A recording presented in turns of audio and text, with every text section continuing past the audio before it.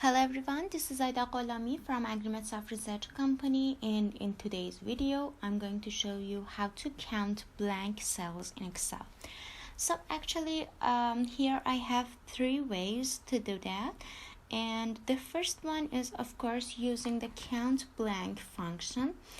The second one is to use COUNTIF, because you can count blank cells using COUNTIF, and the other one is using COUNTIFs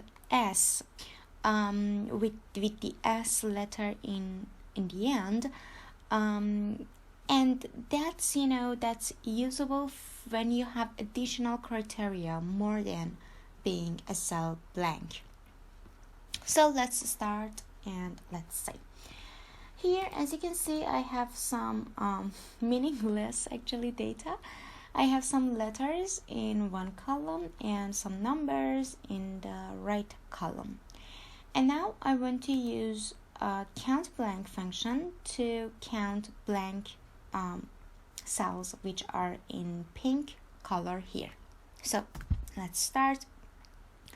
As always, you should have an equal mark before having any function. Then start to write COUNTBlank.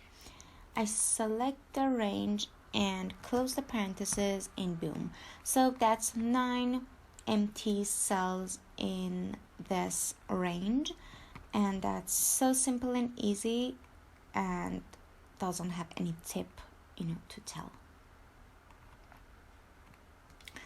So another way to count blank cells is using COUNTIF. So here another time I put an equal mark, type COUNTIF. I select the range, and for criteria, here the criteria should be on double quotation. So as long as I have nothing in the cell and it's blank, I don't put anything in these two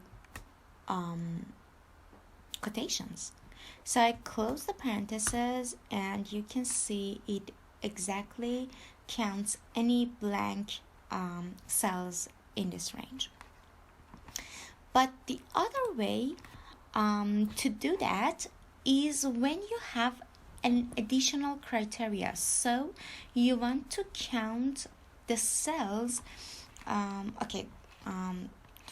Let's say I want to count the cells that in the first column are. I want to know the number of this event happening. What event? The event that in the first column the cells are empty, and in the second column the cells are, say, including number 5. So let's have another number 5 here, so that the answer will be 2. Of course, because here is that event and that situation, and here is that situation. So let's go about it.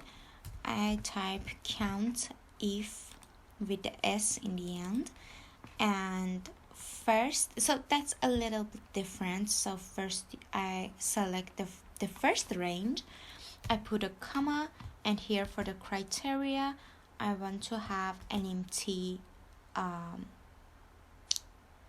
and I want to don't write anything.